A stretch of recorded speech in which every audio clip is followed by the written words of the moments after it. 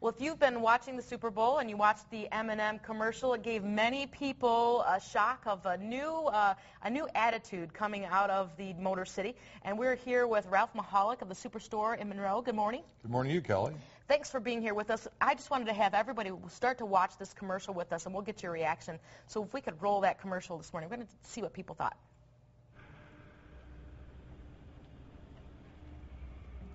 I got a question for you. What does this city know about luxury? Huh? What does a town that's been to hell and back know about the finer things in life? Well, I'll tell you, more than most. You see, it's the hottest fires that make the hardest steam. We're going to listen to this, too, as we're going on. And you even see that big fist, of course. That hard work and conviction and the know-how that runs generations deep in every last one of us. Well, I think the North American International Auto Show was a really big kickoff for the entire American automobile industry on the comeback trail, and then to have the Super Bowl come here in early February, I think is going to really help lead Chrysler with our 16 all-new world-class models that show that Chrysler's back. Have you had people come in your store that have talked about these commercials and how they've maybe changed their mind and thought this is what I want now because of the attitude change? Yeah, well, I think this isn't necessarily what they want, but they want to. It's a vehicle we'll consider. You know, nobody needs to buy any of these American-made cars from Ford, GM, or Chrysler just because they're American-made, but they should certainly consider them. And of course, with this commercial is opening people's eyes up, and just to say, okay.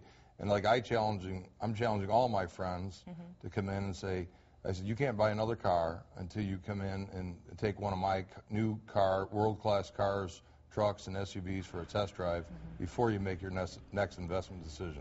That's a good point. Now, how do you think Chrysler is reemerging after this bankruptcy situation? Oh, fantastic. I mean, obviously, it's unprecedented to be launching 16 all-new vehicles in such a short time frame.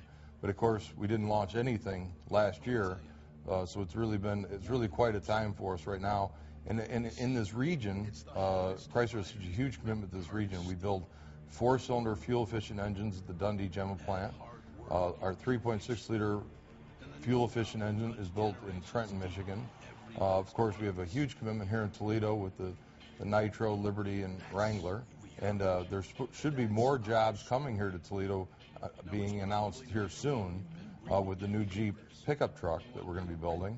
All right, you heard it here first, right here on NBC 24 News. That's good stuff. Yeah. Well, we did post that question, exactly that, on our Facebook page this morning. And if we can take a look at that this morning, we're going to share this with you. Darlene Geller, she says this morning that I hope to see more models down the road with better fuel economy.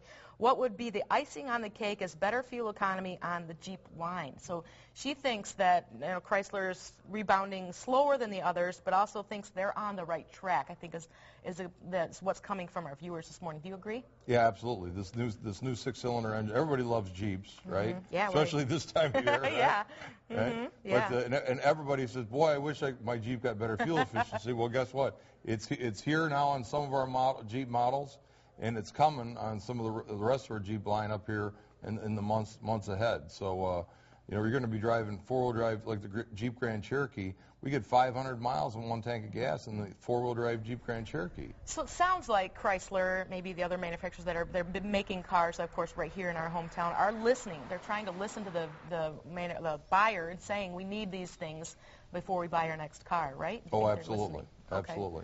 Okay. And all people need to do is just take one for a test drive and compare it to the competition, and I'm sure you'll find that our vehicle is going to come out on top. One thing you and I were talking about yesterday of how interesting it was that you said the younger buyer doesn't really even know the nickname of Detroit. Did you tell me about that? I was shocked by that.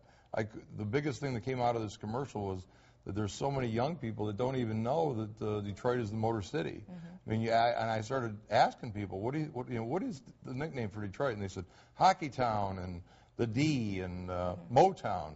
Very few people thought of it as the Motor City, and we got to bring that back. We got to bring that back to this whole region, and of course, Chrysler is a big part of this region, and I think we'll make a difference here in the months ahead. Yeah, a lot of our friends and family work there and put these products out. That's right. Thanks so much for being here this morning, Ralph. Good information for us this morning. Thank you, Kelly. Maybe even more jobs coming our way. That's a good news, too. Let's see what Michael's got going on over there in the Weather Center. Good morning, Michael.